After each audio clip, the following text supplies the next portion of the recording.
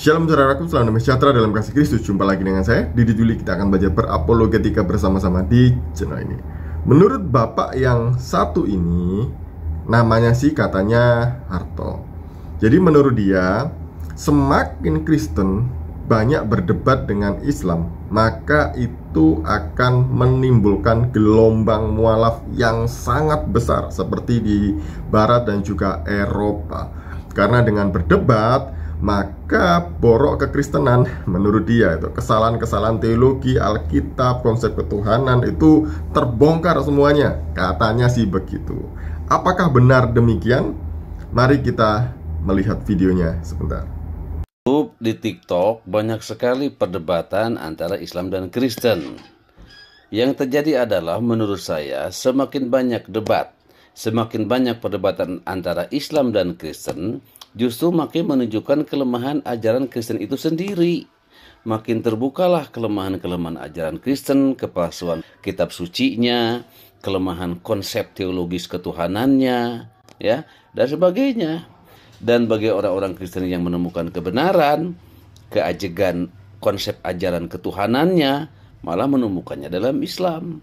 Itulah kemudian terjadi gelombang mu'alaf yang sangat banyak sekali di dunia sekarang ini. Buktinya sangat banyak. Pertama ya, gelombang mu'alaf itu di seluruh dunia, di negara-negara Barat, di Amerika, di Eropa, di Australia, di negara Asia, di Jepang, di Korea, di mana-mana. Orang-orang pada masuk Islam ketika mereka mencari kebenaran. Menurut saya sih tidak selalu begitu. Tergantung gitu ya. Tergantung narasumber dari Kristen ini siapa. Ya kalau narasumbernya tidak paham mengenai kitab sucinya, tidak paham mengenai doktrin kekristenan gitu ya, tidak paham mengenai apa yang dia imani dan dia percayai gitu ya, ya ini akan memalukan gitu ya. Tapi kalau narasumbernya adalah orang yang kompeten di bidangnya, orang yang paham Alkitab dengan benar gitu ya, pasti ini akan membuat orang yang tidak memahami atau orang yang menyalahpahami iman Kristen itu akan menjadi paham dan terbuka ya.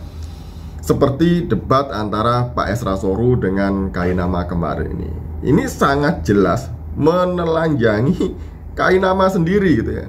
Menunjukkan bahwa Kainama itu sebenarnya tidak tahu apa-apa, tidak mengerti apa-apa tentang kekristenan.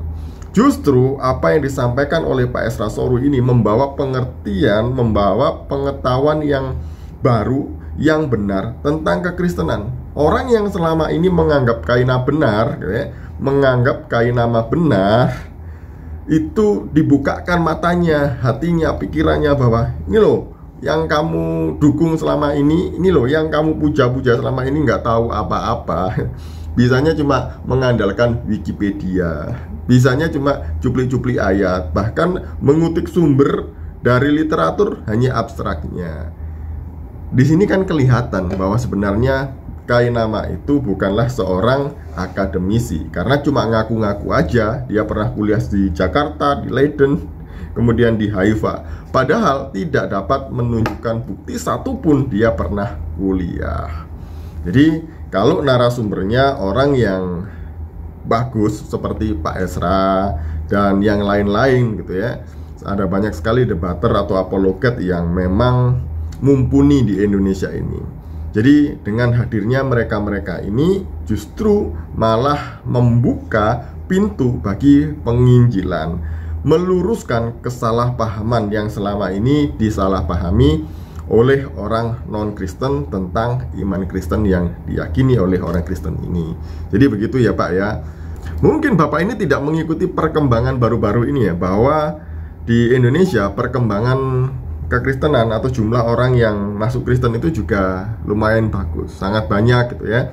Bahkan ada YouTuber kondang pun mengakui ini, ulama juga mengakui ini, bahwa ada banyak orang yang masuk ke Kristen. Contohnya di video berikut ini. Kedua, orang Sunda suku terkecil yang murtad, target mereka di sana. Makanya mereka injar apa?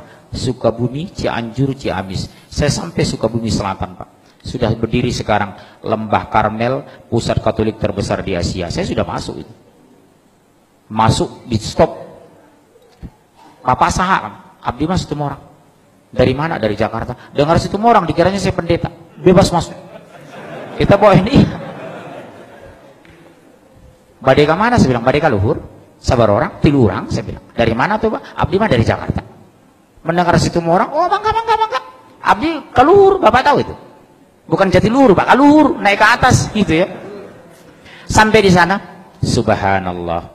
Sudah selesai gereja katedral, gereja besar, lebih besar dari gereja katedral. Disitulah saya tanya, berapa banyak Sunda yang dimurtadkan? Lengkap foto-foto dokumen saya simpan.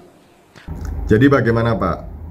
Jangan terlalu pede jadi orang itu ya. Sekian dari saya, Shalom, salam waras, Tuhan Yesus memberkati kita semuanya.